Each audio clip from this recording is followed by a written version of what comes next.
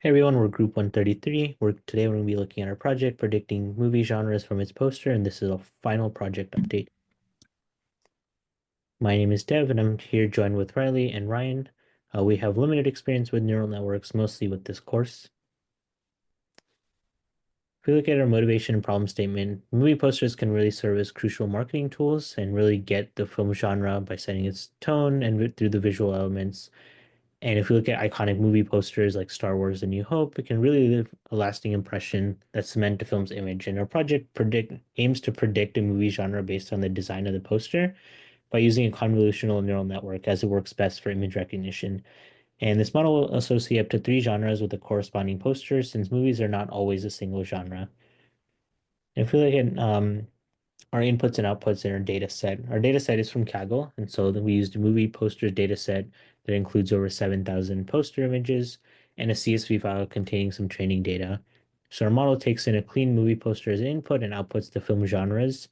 And the training data includes a unique identifier for each movie poster and a list of up to three possible genres.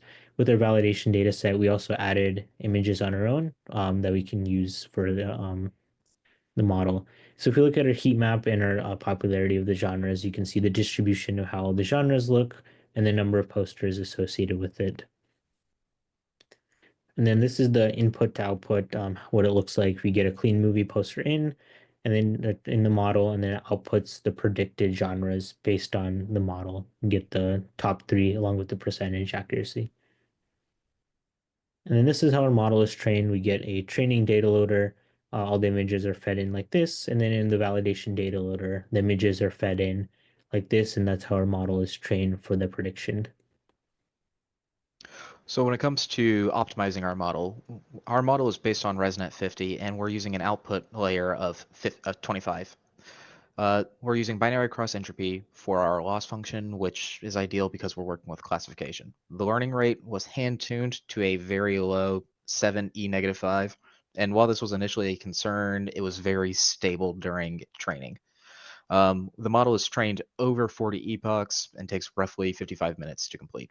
In terms of the optimizer, we're using Atom. It's perfect for binary classification. And when it comes to the outputs of the model, we're taking the sigmoid to get a prediction. In terms of methodology and evaluation metrics, our evaluation metric is the four basic things: accuracy, precision, recall, and F1 score. And here you can see some graphs from our latest model. In terms of what you're seeing here, you see the accuracy per batch per epoch. So that is the average of the 32 or the 205 batches that we ran. And it increases as it goes on from roughly 85% to 88%. Precision, recall, and F1 score are a bit lacking for what we want. However, it continues to increase as training is performed. In terms of the baseline model, our baseline model did improve as training was performed. However, we only used 20 epochs at the time. At the time, our accuracy was based on a exact match. So the sample was only 33% accurate most, or could be 33% accurate most of the time. And our baseline model correctly predicted all genres for a poster about 57% of the time.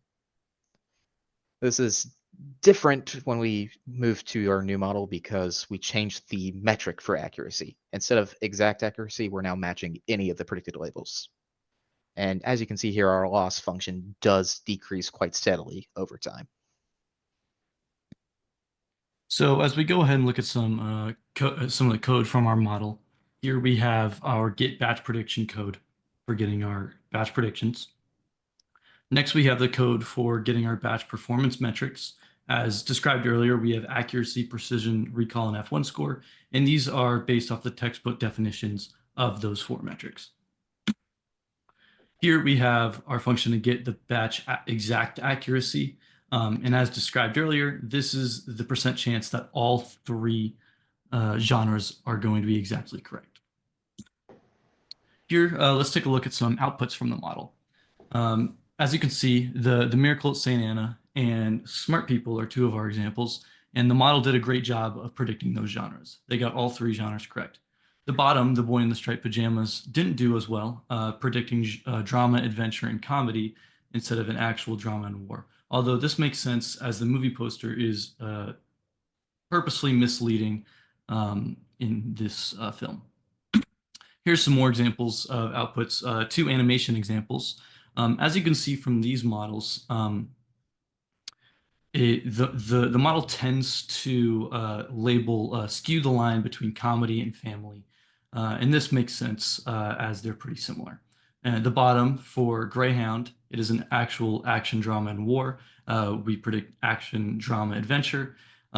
This misses out on the war aspect, and we think this is due to the underrepresented data set of war and some other genres in our data set. And here are our references. Thank you so much for listening.